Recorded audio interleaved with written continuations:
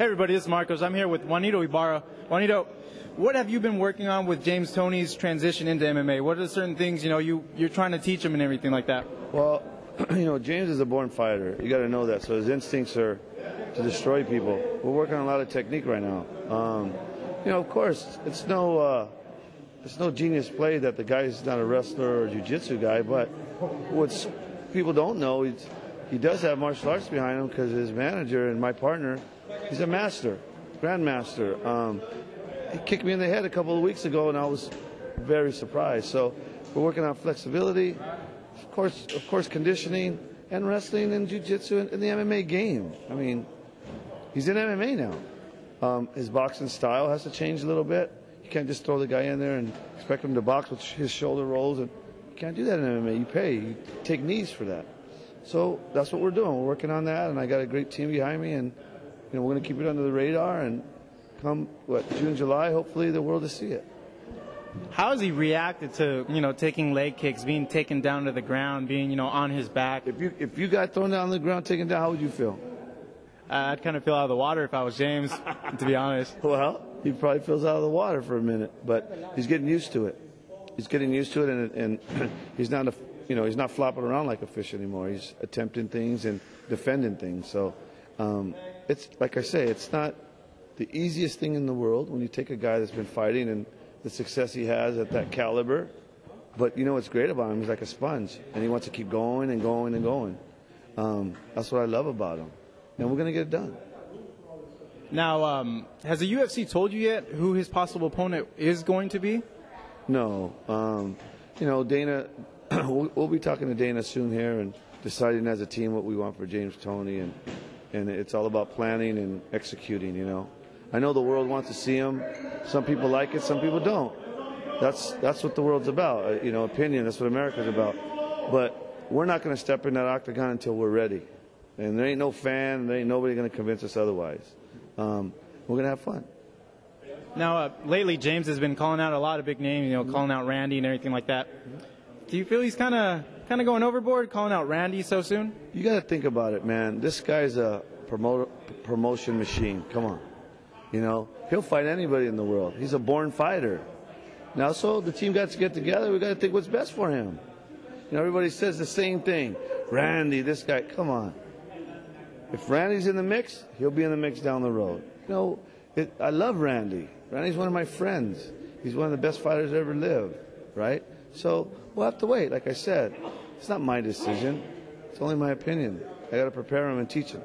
That's my job. The other politics stuff and the management stuff, I don't manage fighters no more. But I do advise him, and his manager is my partner, and we're going to move forward. I wear my heart on my sleeve. I give you everything I got. End the story. So when I feel that, then I know I can teach, and I know they'll listen. It's not about money. It's not about, popularity. How many fighters you got? Forget it. If I ain't got the chemistry, I'm not gonna be in the gym with a guy.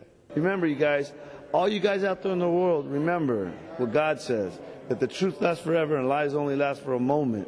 Remember that. And put your heart into people and be positive. Don't be negative. Mayweather is going to beat Manny Pacquiao. They're both incredible athletes, but Pacquiao exposed himself the last fight, I think. He's a repetitious fighter. He's taught very well by Freddie. They're great people, a great team. They've accomplished almost everything in boxing. I don't see Manny being around the boxing game a long time. I think maybe after it's just my opinion though, maybe after the Mayweather fight, I don't know how long he's going to be around. Great kid, but I think Mayweather's too much for him. I think he's too young. I think he's fresh. I think he has the mind. And that's my pick. I'm taking Mayweather in that fight. Now, a lot of people have noted that, the fighters that have given Floyd trouble in the past have been pressure fighters. Castillo, Judah for a few rounds was giving Floyd a lot of trouble. For a few rounds. And Judah was a southpaw. Now you take Pacquiao, southpaw, pressure fighter, comes forward, fights, and is as quick, if not a little bit quicker, than Mayweather.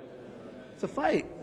It's a fight, And like I said, Freddie teaches him well. Him and Freddie have great chemistry. So, I've had great chemistry with my ex-champions, Once you have that, that's something that that's something that I try to achieve, that chemistry with somebody. That way they're taught easier. and they have a good game plan against people. That's part of the reason why they win the way they win, because of their game plan and they execute it. So I know they're going to do a good job there. I just think that Mayweather is going to take Pacquiao. Now, this whole scandal surrounding Manny Pacquiao, what do you make of this whole situation? People are saying, Bob Arum has said, Mayweather never wanted to fight. That's the whole reason why he brought up the drug stuff and everything like that.